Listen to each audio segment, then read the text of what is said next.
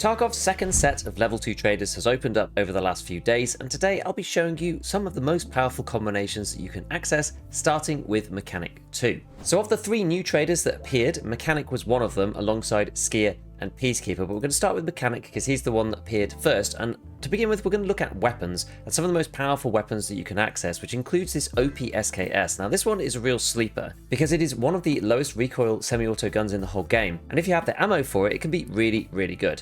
Now the issue is that you need 3 weapons parts to actually make this, but there is a craft in the workbench level 1 that you can take advantage of, and it's helped by this here, the VPO 209. So what you need to do is you need to basically disassemble a VPO 209 into weapons parts, but it needs to be working. So you need to add a gas block, and the cheapest way to do this is adding an M1B handguard, the Ultimac, and then on the pistol grip you just add something really cheap like this one, the Malott Bakelite pistol grip, and that then allows you to build this into a functional weapon, and it only costs you 5,000 rubles over the top of the base gun. This means that for about 35,000 rubles you can make 2 weapons parts, meaning that this gun ends up costing you about 45k. This is actually less than what a regular SKS costs without any mods at all, so you can see the good value in this. Once you've made the weapons parts and you've bartered for one of these, there's a few other things that you could do as well to mod it. So what you want to do is go in and buy the SKS weapon tuning thread adapter, and onto this put the DTK1. Unfortunately we can't easily buy any suppressors at the moment that are going to go on this, but what you'll notice is this takes the recoil down from about 70 odd to 56, which is really low. This is insanely low. We can then use the 20 round magazine from Peacekeeper or get a barter from the chainlet, and then because of this OP SKS dovetail, it looks a little bit limited in terms of what you can add when we look at optics. However, one thing that I would note is if you just remove this completely, you can change this dust cover over to this thing, which is the Leapers UTG Pro receiver cover. Now this is a little bit expensive. This is about 14,000 rubles, 15,000 rubles from Jaeger. But when you put this on, you can attach anything that you like. And this is wonderful because it means you can add something like this, the 30mm Lebev Arms scope mount from Jaeger, and then inside that we can use something like the TAC 30. The TAC 30, you do get them on scavs, so they appear quite often. You can also barter them with Jaeger for 3 kvass. So you actually have a way to make a variable 1 to 4 super low recoil SKS, and it's really not that expensive. The whole build ends up costing you about 60 to 70k, but then obviously you've got to do a barter here and something about the magazine as well. But either which way, 56 vertical recoil for this guy is really good. This one is a super good choice on Mechanic 2.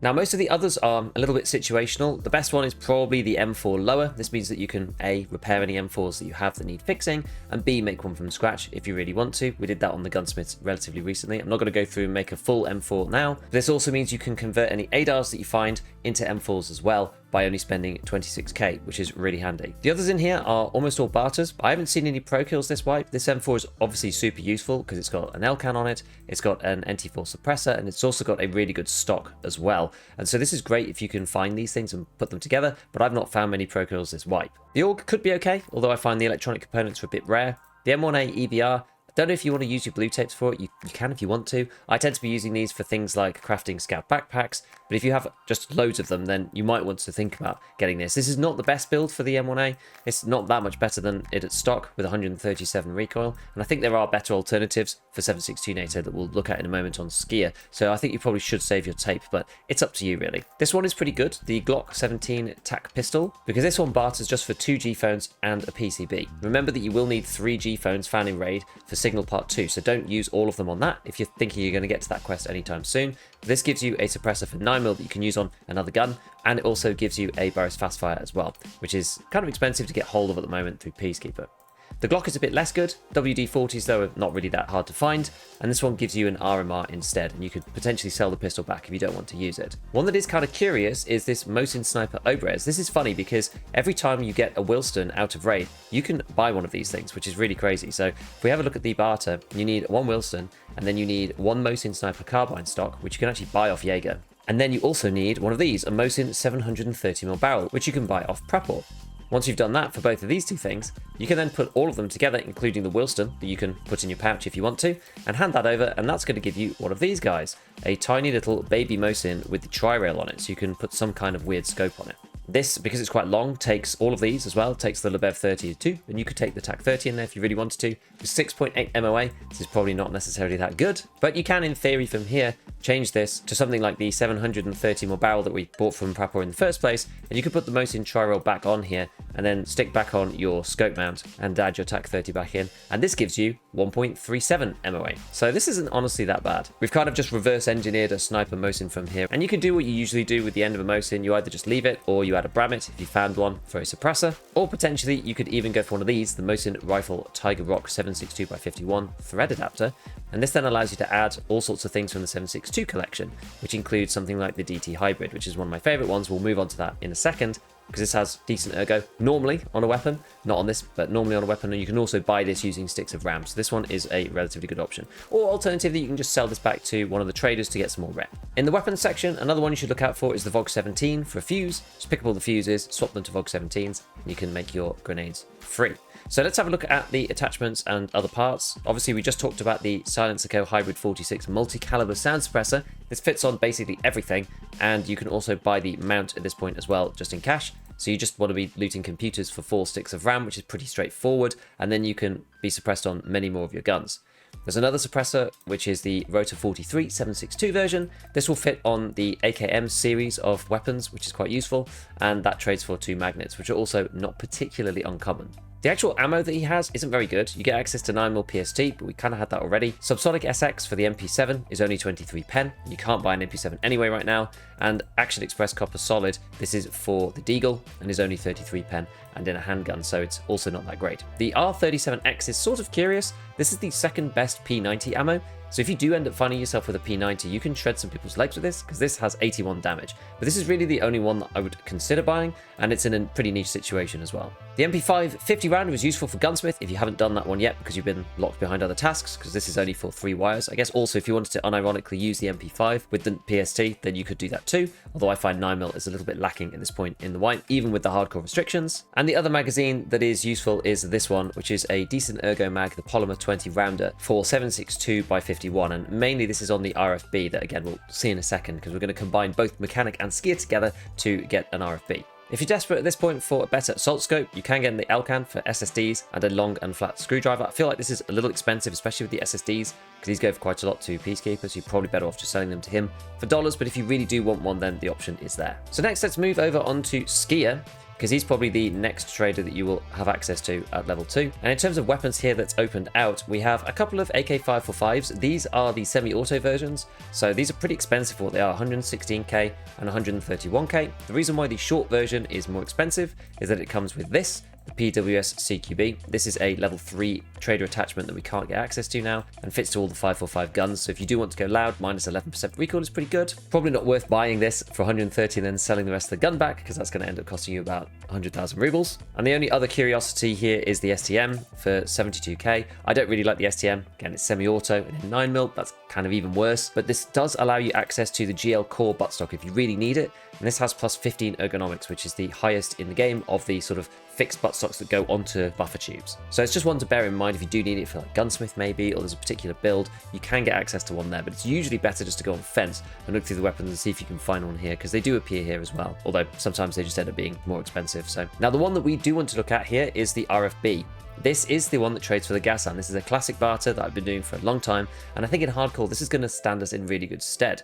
The gas analyzer you do need to get for various quests, but after that you don't really need them for much. There's one barter for Grizzlies with Therapist, but once we reach level 2 traders, you could go back to Mechanic and you could do this barter here to grab the gas analyzer from CPU fans. Now CPU fans are a lot more plentiful than gas analyzers. So once a reset, you can take a CPU fan, you can turn it into a gas analyzer, and then once you've got 2 of them, you can go back to Skier and buy an RFB. At this point, you can either use it, or you could just sell it to one of the traders to get trader rep, but it's up to you really. This is one of the only ways you can get access to 762x51 weaponry that's got a larger than a 5-round mag at this point in the wipe, because the only other one is over on Jaeger, and that is the Vepr Hunter, which can only take 5 rounders at this point. So the RFB could be pretty good. This combines with the ammo that you get access to. VMAX is for the MCX, so I don't think we should worry about this with 20 pen, but this is the one that we should be focusing on, TCW SP, which is 85 damage and 30 pen, which is not amazing with 30 pen, but it is much better than anything else you can really get access to, and the fact that we get access to the gun itself here too is pretty decent. This also benefits from the same stuff that we get with the others, so you need the RFB spacer before you can put anything on, but you can add the DT Hybrid and also the Hybrid 46. And this is one of the best weapons to put the Hybrid 46 on, because you can't really reduce the vertical recoil of the RFB because there's not any way to change the stock. This is a bullpup, and so the recoil is kind of embedded into the gun, and so the recoil can't be reduced that much on a percentage basis. You're better off with a gun that has a high base but has a stock on it to reduce it first. The suppressors actually do more for those particular weapons. So here you just want to stick on anything to just get your ergo up. I normally go for the Knight's Armament vertical, and then again you can put whatever you like on here. So we could put on the Lebev 30mm and then attack 30 if you're going to do the barter. This is a very serviceable weapon that allows you to engage people at range, and you can grab these as well from Mechanic like we saw before for an extra 3 ergo, and this allows us to run 20 rounders in 7.62 NATO, which is really scary at this point. So other things that are on Skier that you want to be paying attention to. Firstly, the Mini Monster. This is one of the best suppressors in the game, in my opinion. It has an ergonomics of only -7, which is amazing. The recoil isn't that great, but it is awesome, and it also barters for a VHS tape. So if you find one of these, you can get one now at level 2 traders. Do bear in mind, if you combine this with a military flash drive, you can buy a dog tag case over at Jaeger, so I'm holding on to mine for that. But if you do have one spare, these are useful both just in raid themselves and also for certain gunsmith tasks. We were looking before on Mechanic at suppressing 7.62 weapons like the AKM. You can buy 40 rounders for these now over on Skier. Gives you a little bit more firepower if you have some bullets from that particular caliber. And he has some red dots, holographics, and scopes that we might want to be looking out for, such as the Boris Fastfire, which we can buy in rubles, and also this, the Kibber Short Prism 2.5 times. This goes into one of these special mounts, these Kibber short mount sight adapters, but this will fit onto any Picatinny rail, so you can start using these, which is a kind of love-hate scope. Like, some people really like them, some people really hate them. The reticle is a bit weird, but the 2.5 times is often kind of perfect for Tarkov. Like, it's close range engagements, but it's not too far. And the actual screen space of the optic is really big, so this is not a bad one to use, honestly. You also get access to the PNV 10T. If you do want to run some night raids, you can use this, plus the mount, which comes from Skier, plus the mount of that, which comes on Peacekeeper. You can now add this to, say, a Ratnik helmet, so you can go at night without having to use Prapol's tank helmet for the 2 Apollo barter.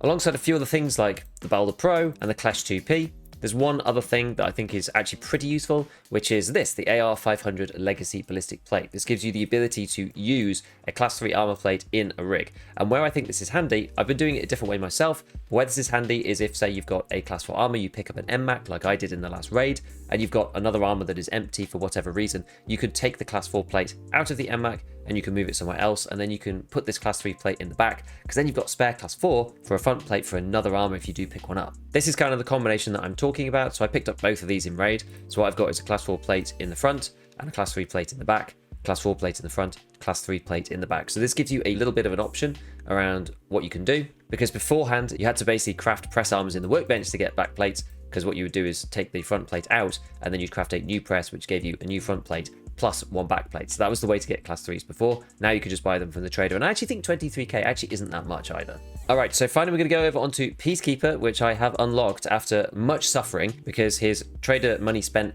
this wipe is an enormous quantity of $33,000, which equates to something around 5 million rubles. And as you can see, for level 3 it's even higher, 75k, which is something along the lines of 12 million. But with that, we do have a few good options from him, and we'll look at the guns first. So we have the G36C. This is pretty pricey, $890. This equates to something around 125k. Now, that does seem a lot, but what I would say about this is that you don't really need to do anything to it. It's quite good already, 75 vertical recoil, unlike something like an M4. And normally all you have to do is stick on some kind of muzzle brake or suppressor. Suppressors are way better on 5.56. Put a cheap vertical foregrip on, like the Knight's Armament vertical, and then any optic of your choice, and you're pretty much good to go. You don't really need to do anything else. You might want to put a flashlight on the side or something, but you can pick those up in raid, no problem. So you're pretty much just spending on the gun, and then you don't need to spend hours modding this thing, which is pretty handy. This is one that the Mini Monster would work quite well on, either the War Comp or the SF3P. Both of these fit all 3 of the surefire suppressors, so either the Mini Monster, the RC2, or the 5.56 regular monster, the Mini being the only one that we can access via barters. So this would be an amazing gun to use if you've got some 5.56 ammo. And I'm probably going to be covering this in a video soon, but there's a craft on the workbench for SOST, which is better than M855, so it's better than anything you can get up until Peacekeeper 3, and it looks like it's going to be craftable once you get to Peacekeeper 2, just using the combinations of things that we have available to us. So this could be a decent option.